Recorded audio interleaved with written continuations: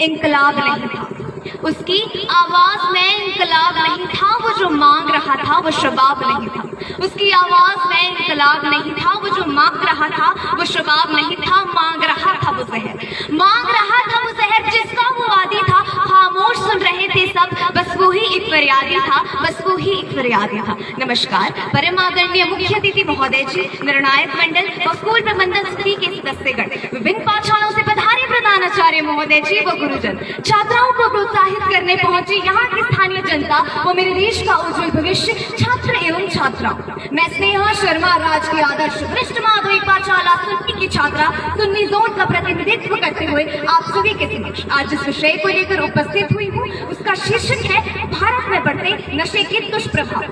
हमारा समाज अच्छाइयों व बुराइयों का एक ताना बाना है। यहाँ एक धूप छांव सूखे व बारिश में किसान को मेहनत करते देखा जा सकता है। दिन रात प्रयोगशाला में रहकर वैज्ञानिक नित नए आविष्कार करते हैं। कहीं किसी इंजीनियर को पुलों व सड़कों के निर्माण में व्यस्त पाया जाता है और कभी कोई ऑफिसर ईमानदारी की मिसाल पेश कर समाज में प्रगति का कारण बनता है। और वही दूसरी ओर चोरी चकारी करते शराबी तक, खून खराबा करते गुंडा मवाली, हत्याएं करते हत्यारे इसी समाज का एक हिस्सा है। और नशा इन्हीं सैकड़ों बुराइयों की एक जड़ है।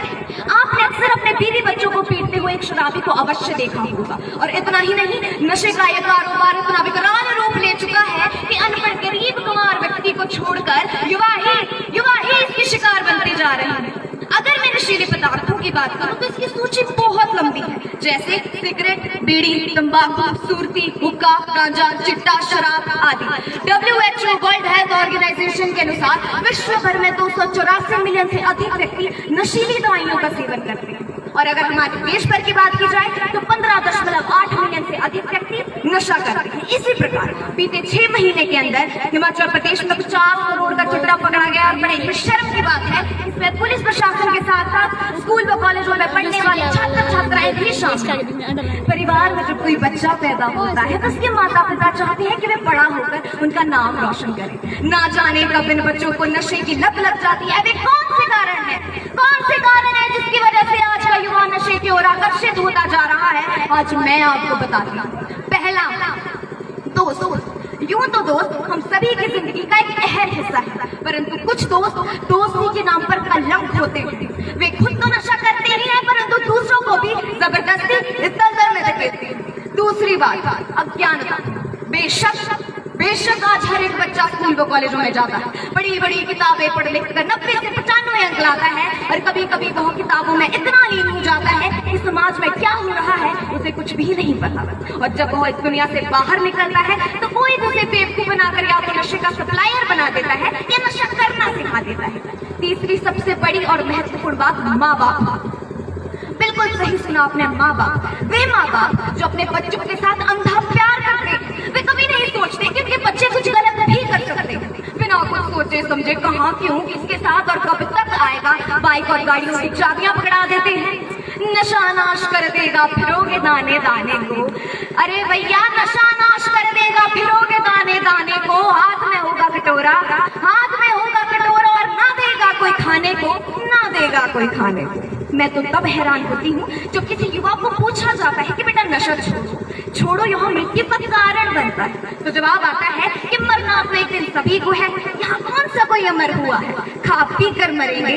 तो मेरा मानना तो यह है कि भैया अगर मरने का इतना ही शौक है तो देश के लिए मर मिट कर दिखाओ, असल मायने में अमर हो जाओगे। अगर मरना ही चाहते हो तो किसी डूबते हुए को बचा कर मरना। या इस जमाने की कीमत 2-4 ग्राम चिट्टा ही रह गया है।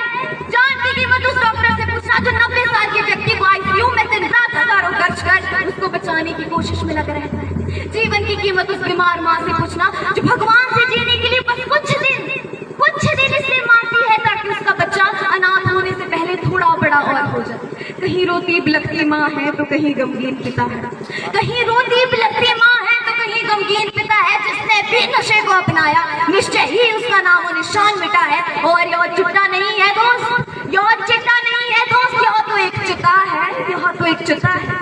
सन 2016 में आई एक फिल्म उड़ता पंजाब, शायद आप सभी में से बहुतों ने देखी होगी। इस फिल्म में हमारे गिरते हुए समाज की एक वास्तविक झलक नजर आई।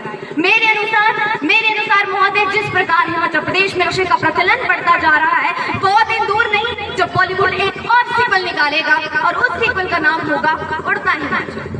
ये तो सच है कि नशे की समस्या आज बहुत बढ़ चुकी है, परंतु इसका ये मतलब नहीं कि इसका कोई समाधान नहीं है। मेरे अनुसार इसका सबसे बड़ा समाधान है जागरूकता। हमें हर उस पहलू पर नजर रखनी होगी जो नशे से संबंधित है, कभी प्यार से तो कभी दुलार से, कभी डांट से तो फटकार से। युवाओं को इस रास्ते में जाने से रोकना ही होगा।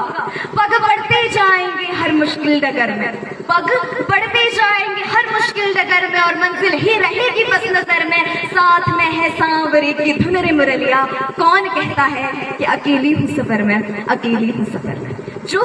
जो व्यक्ति किसी कारणवश नशे में पड़ तो गए हैं परंतु से बाहर निकलना चाहते हैं, कैसे निकले नहीं जानते, उनके लिए मैं किसी महान कवि की चंद पंक्तियां कहना चाहूंगी कि मिटना की है अंधेर बहुत और चारों ओर नाकामी है। माना की है अंधेर बहुत और चारों ओर नाकामी है, माना की थक्के टूट रहे हैं और सफर अभी दूरगामी है। पर श्री कृष्ण ने बहुत साफ कहा है, श्री कृष्ण ने बहुत साफ कहा है कि बस कर्म तुम्हारा कल होगा, और कर्म मगर सच्चाई है तो कर्म कहाँ निष्फल होगा। हर एक संकट का हल होगा, वो आज नहीं तो कल होगा।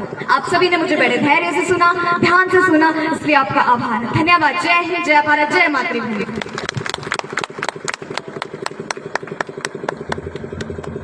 बहुत ही सुंदर प्रस्तुति सुनी जॉन की। तो